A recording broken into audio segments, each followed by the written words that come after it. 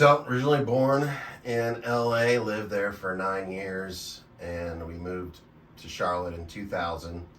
Um, yeah, growing up, like I was really just like a normal child, just normal weight. And then I think the year we kind of moved from like private school to public school, which I think was second grade for me in LA, I probably had more choice and like I don't know, eating what I wanted, like cafeteria food, and that probably didn't help because like free will. I've always loved food, and there's actually, my mom will always tell this story. In order to go to kindergarten at this private Christian school where I went for 2 years, you had to be able to like write your name. That was almost like their entrance exam. And I one day wrote like I think the letter A on a piece of paper, and my mom was like, "Oh, you're getting there. You can do it." And she was like, just write your name, write Ryan. I was like, no, I'm not doing this. I can't do this. And then I literally negotiated with her. I said, if you get me a Happy Meal, I will write my name. She said, okay. I immediately wrote my name. And I got a Happy Meal.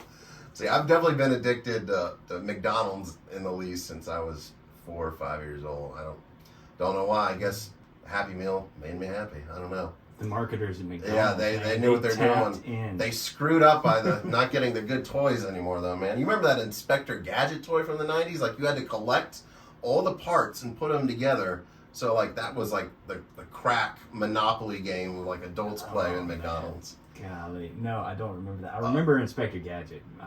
But, yeah, no, that was a sick toy. Anyway, so, yeah, it started at a young age. I knew what good food tasted like. I've always had the ability to be like, oh, this and this would go together, like where people like wouldn't intuitively think that it would taste good.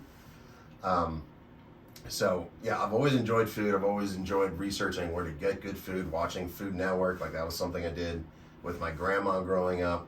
That and HGTV. So I'm like kind of metro in that spot. Yeah, like whoever I get married to, we're gonna have good food and a really well designed house and other architecture that you may or may not want in your house, but. I've always enjoyed that. But then, yeah, we moved here to Charlotte, and I was decently big, but not big. And then we moved to Charlotte, and then, like, free will was just crazy. I remember going to Elizabeth Lane here in Matthews, and, like, you could buy literally, like, cake or Jell-O or, like, French fries, get double portions.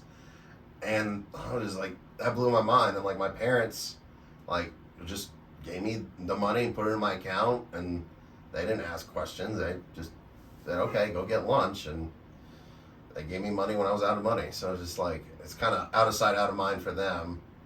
So in California, where you were from before that, that wasn't an option? No, so like California, for everything that's wrong with it, and this may not be good, but like it was basically a standard lunch. You get like one thing or the other, and then they give you like a piece of fruit and like a milk. Like, it was very, like, just standardized, very healthy, I'm sure. Probably got all your fiber and vitamins and everything in there. And it was good, but, like, yeah, you couldn't just customize whatever you wanted to eat. You got what you got. It's kind of like prison food, I guess. I was gonna say. Slightly better prison food. But then again, LA is kind of like a prison without the bars, so. Oh, man. So, you have free will when you come to North Carolina with your family. Yeah. You utilize that. Do you think if you were in California and you were given the same free will, that it would have brought you to the same point with your health? Do you think that was the hurdle? That was the opportunity? Yeah, I don't know. It's hard to say because like I would have maybe had a little more peer pressure. Not that like they would ever bully me or peer pressure me, but like all my cousins and family were in LA too. And they're all skinny. There's not a single big one in my family. So I might have felt a little more left out than I was. Granted, all my two brothers and parents are skinny too. So it's like, might have had a little more family peer pressure to fit in if I had that aspect in LA. Here, yeah, I mean, there were some other big kids and I could fit in with them. And you would think intuitively, it's funny, in LA, we could just have recess. We'd go play around. We'd play kickball or handball or whatever we wanted to go play in the jungle gym. And I feel like when we moved to Charlotte, like Elizabeth Lane, it was like more like structured PE classes. And like the mile run, like, oh my God, dude. That did not exist in LA. I was like, I've gone to 4th grade, and the teacher's like, okay, we're gonna do the mile run today. I was like, the mile? What?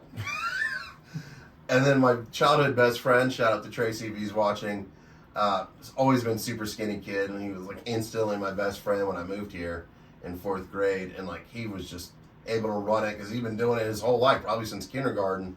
And, like he'd just be running backwards, talking to me, and I'd be struggling, out of breath. I was just like, screw this place, man. But yeah, and then just after that, Elizabeth Lane to South Charlotte, didn't get any better. Even more food options, bad food, stress. I feel like elementary school was pretty much happy. Like I was like this close away to being school president in 5th grade, like a few votes away. Very popular. And then middle school, yeah, you just get bigger. And they had, you went to South Charlotte, right? Yeah. That place was stressful as hell, man. It was almost worse than high school.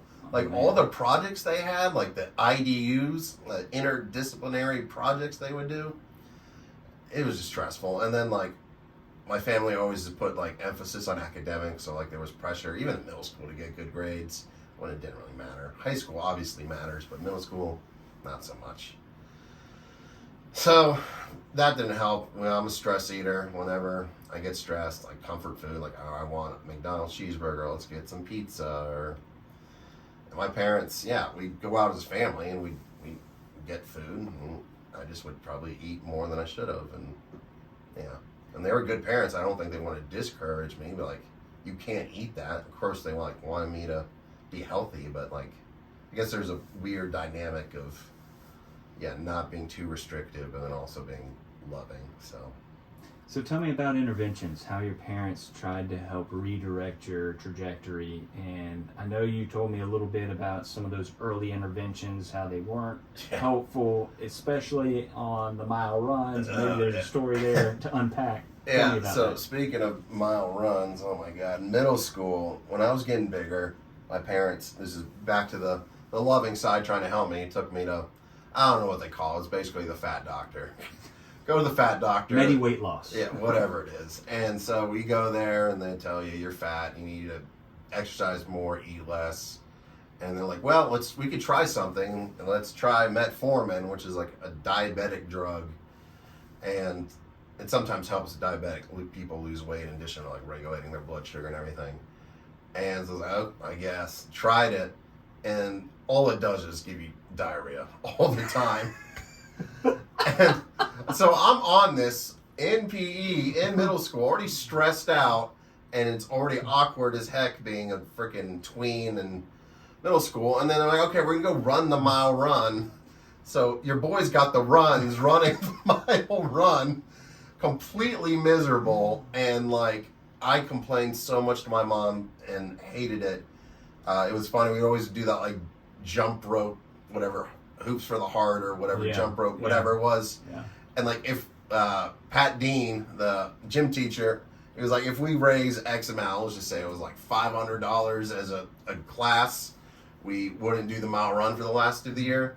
And we were probably like $100 short. And like I just went to the front office, called my mom, was like, please, for the love of God, can you help us? Oh my God. And so I called in a favor, and my mom, as nice as she was, just like, if this will get you to stop complaining every day, I will gladly pay this money. Oh my God. I was hurting that much. Like, it was so miserable. Man, I remember a story from Pat Dean. I had totally forgotten about this.